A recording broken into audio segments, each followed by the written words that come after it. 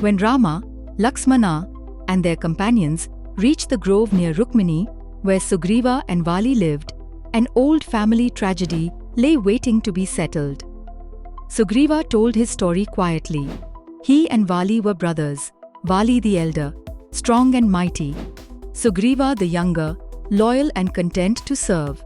But greed and suspicion grew between them. Vali came to believe Sugriva had betrayed him, tried to seize the throne, and even taken Sugriva's wife, Ruma. In a single blow, Vali cast Sugriva out and took the kingdom for himself. Sugriva had pleaded for help, but who could face such a warrior? Lakshmana smiled and said, almost playfully, "What could Rama do to convince you?" Sugriva pointed to a line of 7 trees and set a test.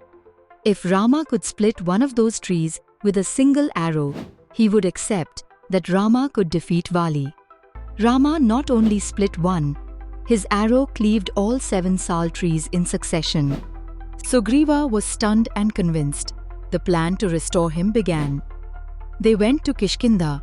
Sugriva challenged Vali openly at the city gates while Rama and the others waited hidden. In the first fight, Vali's power overwhelmed Sugriva. He was beaten and fled in shame.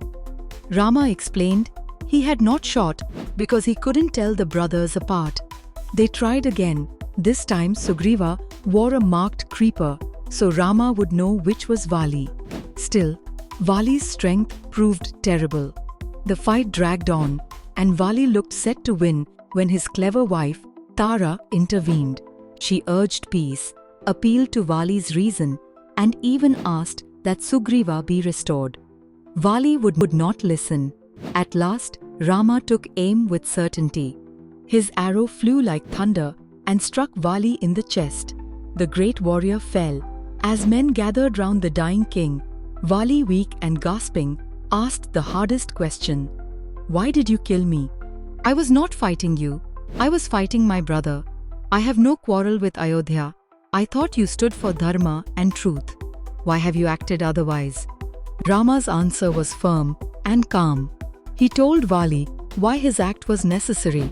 Vali had violated the most sacred boundaries of duty by seizing his brother's wife while the brother still lived. Such an act offended the order that keeps society and family intact. A king's duty is to uphold dharma, not personal pride. In earlier ages, similar transgressions had been met with punishment. The law of consequences is not arbitrary, Rama said. It is the moral order he must represent. Vali listened and in his last moments recognized the justice of Rama's words. Tara came forward, grief-stricken but composed. She did not curse Rama. Instead, she accepted the outcome as the fruit of Vali's choices and urged that Angada, Vali's young son, be cared for. Angada, who would later become a great leader himself, stood by. Sugriva, filled with remorse for the path that had led there, contemplated exile or suicide. Lakshmana, blunt and practical, told him to accept his role. The kingdom needed him. And so, Sugriva took up the throne of Kishkinda. This episode is both tragic and instructive. It shows that personal love and loyalty can conflict with the larger demand of justice, that a ruler may have to make painful choices to defend the moral order, and that consequences follow actions, however powerful the actor. Vali was brave and grand, but his violation of dharma made him a danger to the world he ruled.